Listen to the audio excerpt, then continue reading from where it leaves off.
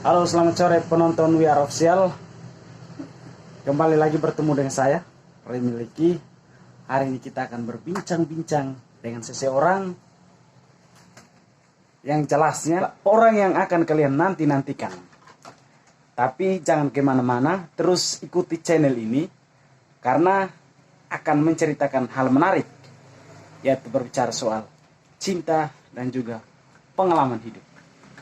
Jangan kemana-mana, terus ikuti channel ini. Selamat sore teman-teman We Are Official, penonton dimanapun kalian berada. Nah, sesuai dengan konten kali ini, tadi saya sudah jelaskan di awal bahwa kita akan bertemu dengan saudara, teman dan juga adik yang sudah ada di samping kanan saya ini, dan kita akan mengulik tuntas kira-kira pengalaman cinta dan juga pengalaman hidupnya seperti apa di Kota Kupang yang biasa orang kenal dengan Kota Karang ataupun Kota Kasih. Nah, oleh karena itu saya langsung akan mewawancarai dan juga akan memberikan kesempatan kepada orang yang ada di samping saya ini. Mungkin kalian penasaran dengan namanya, nanti akan dia perkenalkan namanya. Oke, baik. Baik, nama saya Rita Nahak. Terus saya di sini ya sebagai mahasiswa, kuliahnya di Universitas Nusa Cendana Kupang, baru semester 6, tepatnya sudah 3 tahun. Gitu. Oke, baik. Sudah semester 6. Kuliahnya di mana? Di Universitas Nusa Cendana Kupang. Oke. Di Undana Kupang ya? Ya. Asli orang mana? Aslinya orang Melaka. Oke, orang Malaka. Di sini tinggalnya di kos atau dengan keluarga atau seperti apa? Ya, awalnya tinggalnya dengan keluarga, hanya sekarang sudah kos. Sekarang sudah kos. Ambil jurusan apa di sini? Kuliah di Undana? Saya ambil jurusan administrasi bisnis. Administrasi bisnis Ya. Semester 6. Oke. Mungkin saya akan minta pendapat sedikit sebelum masuk terlalu dalam. Motivasi atau kenapa kamu kuliah di Kota Kupang itu memilih kampus Undana? Jadi awalnya seperti apa proses awalnya? Baik. Proses awalnya itu kami tahapnya melalui seleksi dari sekolah SNBPTN. Itu awalnya tidak ada niat, hanya saya lihat dari ekonomi keluarga itu sangat minim, tidak mampu. Jadi saya berusaha supaya saya bisa lulus agar ini biaya hidup saya itu bisa terpenuhi dengan adanya ini SNBPTN ini. Jadi prosesnya bagaimana? Apakah sulit atau seperti apa?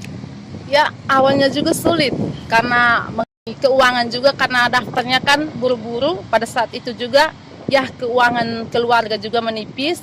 Jadi solusi dan jalan satu-satunya itu ya dari kedua orang tua itu pasti mempunyai niat yang baik untuk menyekolahkan anaknya. Jadi dengan cara apa supaya mereka bisa mendapatkan uang supaya saya bisa mendaftar, itu jalan satu-satunya itu mereka pinjam di tetangga untuk saya bisa daftar. Melalui SNPTN, tapi bayar ya? Ya, bayar. Jadi berapa? Itu 250 pendaftarannya. 250. Jadi setelah kamu mendengar hasil, kemudian kamu lulus, rasanya seperti apa perasaan kamu itu? Ya, awalnya bagaimana? Tidak percaya karena dengan situasi kita saat ini kan ya dari keluarga yang tidak mampu, tapi dengan keadaan seperti ini kita bisa lulus, itu hal yang sangat membahagiakan bagi kita dan juga kedua orang tua. Oke, jadi bahagia. Tentunya bahagia karena lulus di kampus terbaik atau kampus negeri di Provinsi Nusa Tenggara Timur. Jadi coba kamu ceritakan, jadi perjalanan awal mungkin kamu masuk semester 1 itu seperti apa? Jadi karena ini kan transformasi ya dari SMA masuk ke kuliah tentunya beda sebagai mahasiswa. Coba kamu ceritakan sedikit. Ya, pengalaman masuk ya awal datang kuliah itu awalnya kan kita belum mengenal Kota Karang itu seperti apa, Kota Kupang itu. Jadi awalnya datang itu kan kita harus tinggalnya kan dengan keluarga supaya mereka kan arahkan kita bagaimana cara kita hidup di kota itu seperti apa. Dan lama kelamaan kita sudah terbiasa dengan Kota Kupang, jadi saya memilih untuk kos karena kita sudah masuk pada perkuliahan itu pasti kan kita sibuk dengan tugas, sibuk dengan kuliah. Jadi saya memutuskan untuk kos. Jadi tinggal dengan orang tua itu berapa bulan lamanya?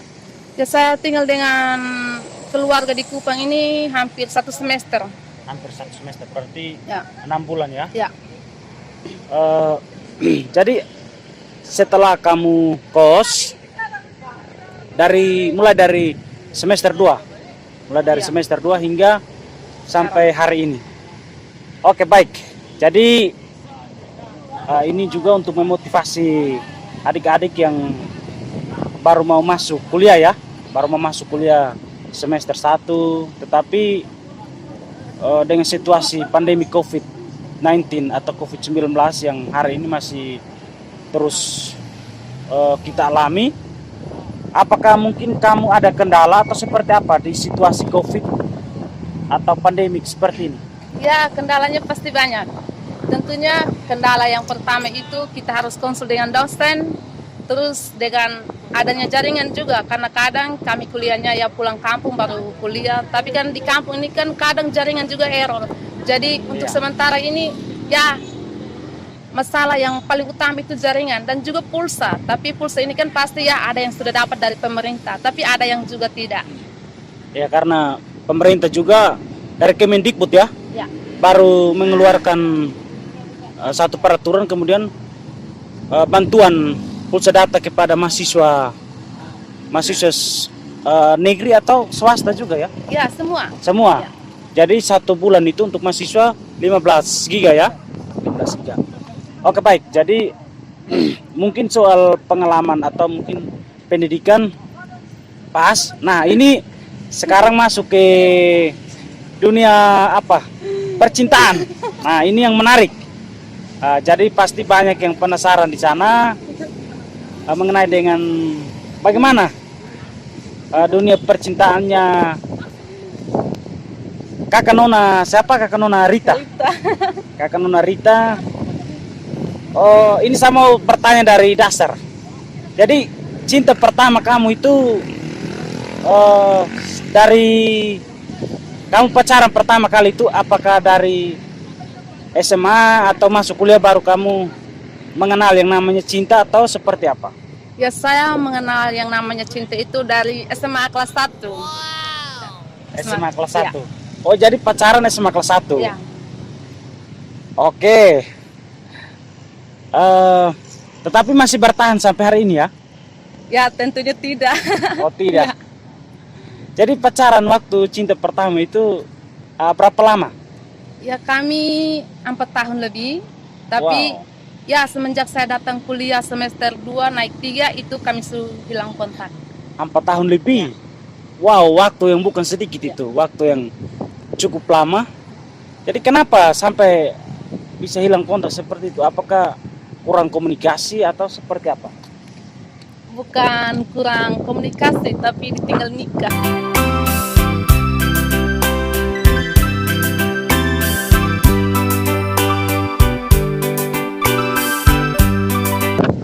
Oh, jadi ceritanya dia sudah nikah begitu? Iya. Oh, sudah nikah. Oke.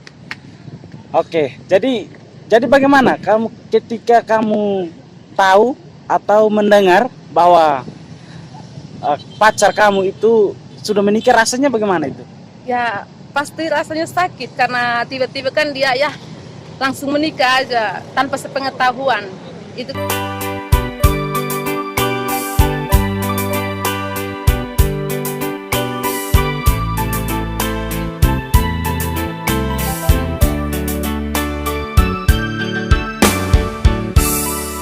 kan rasanya bagaimana? depan itu pasti akan sakit. Wah. Jadi kamu ya memang betul ya, karena saling mencintai satu sama lain, kemudian tiba-tiba. Jadi kamu dengar dari siapa waktu itu? Waktu itu dari teman, itu kan dia langsung kontak saya kan berhubungan baik dengan dia punya adik, baru dia punya adik langsung kontak, dia kasih tahu kalau kakaknya sudah punya istri. Wow. Sakit ya? Ya, pasti sakit. Sakit. Oke. Oke, jadi waktu itu kamu kena tahu informasi soal pacar kamu pertama itu menikah itu dari siapa? Saudara, dia saudara. Dari dia punya saudara. Setelah itu perasaan kamu itu seperti apa? Coba kamu ceritakan. Ya, perasaan awalnya itu kita tidak terima karena masalahnya kan kita sudah pacaran lama, baru tahu kalau dia sudah menikah, apalagi sekarang sudah punya anak. Jadi kan rasanya pasti sedih, butuh waktu untuk menyembuhkan.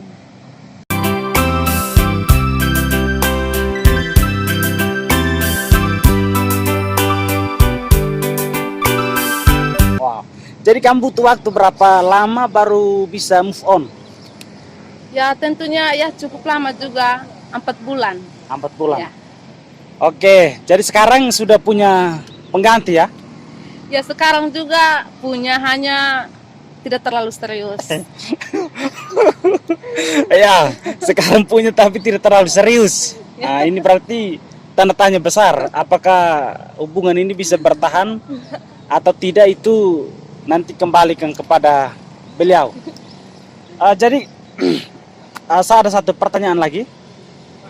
Jadi coba kamu, saya akan bertanya sedikit mengenai hubungan percintaan kamu.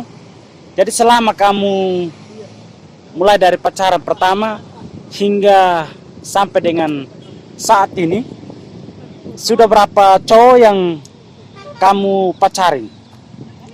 Hampirnya ya banyak juga, tidak bisa dihitung. Yang namanya pacar kan pasti lupa itu siapa yang dia kasih salam, jadi terima saja kalau masih longgar.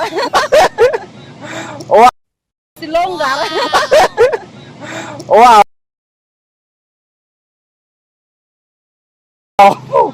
Men, tidak bisa dihitung. Jadi kira-kira yang kamu ingat itu sampai berapa? Dari mungkin 2 atau 3, 4 atau lebih dari situ? Lebih ya, lebih dari 10 atau lebih dari 10? Ya, lebih dari 20 juga. Wow. Lebih dari 20. Ini keras ini. Oke. Baik, terima kasih. Jadi mungkin ini yang pertanyaan yang berikut.